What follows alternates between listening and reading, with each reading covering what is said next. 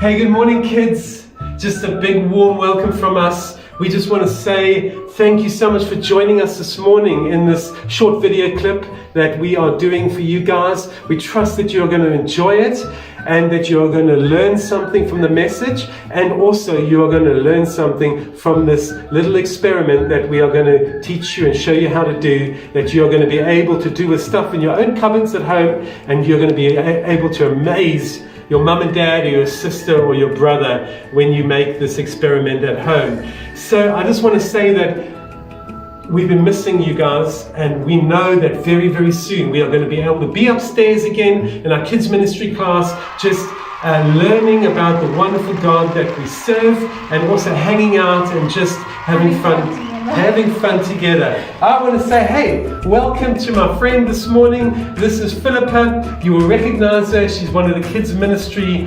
assistants, and she's come to help us. Do you want to say hi? Hi. Awesome, wonderful. Hey, why don't we high five? Oh, we're not allowed to, are we? Shall we just give the elbow a high five, eh? So, you know what, guys? I was thinking the other day that the world teaches us that we are only to believe what we see and what we hear with our eyes and our ears. Isn't that right? The world says if you cannot see it, it doesn't exist. But we know from what we learn in the Bible that God says that we need to believe by faith. Isn't that right? It is right. It is right. We need to believe by faith.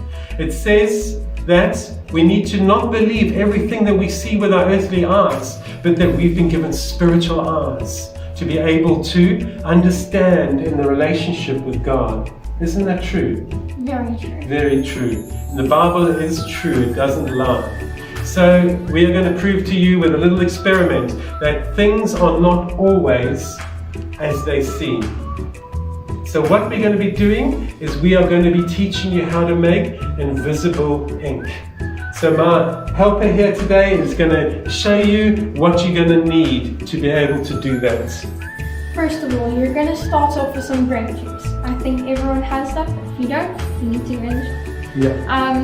Then you need some bicarbonate of soda, Right. which you're going to need to pour into some water. Okay, why don't you do that now quickly?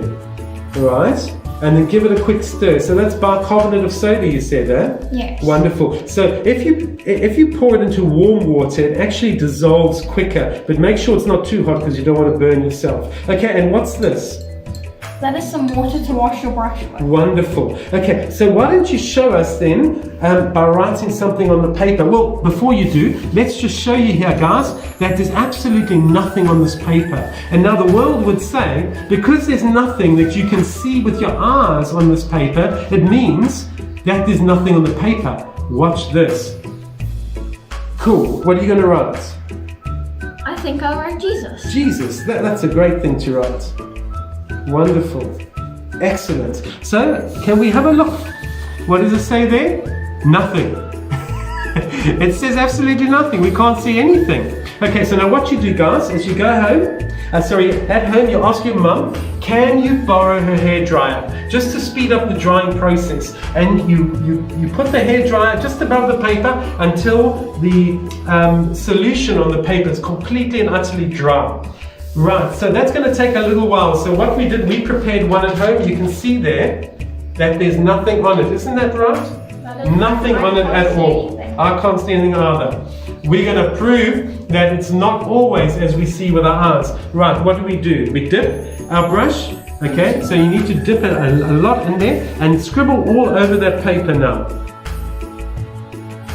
There's a change. There's something happening on the paper. And then there's something over there as well. Wonderful. Yes. Wow, look at that. Yes. Wow. Awesome. Okay, so we're going to hold this up now. Can you see there, guys? That says, what does it say, Philippa? 1 John 4 verse 12. 1 John 4 verse 12. So what it looked like with our eyes was that it was completely and utterly blank. But the truth is that there's something on there. What does 1 John 4 verse 12 actually say? It it says, "No one has ever seen God, but if we love one another, God lives in us and his love is made complete in us." Wonderful. So God lives inside us. It says that nobody has ever seen him.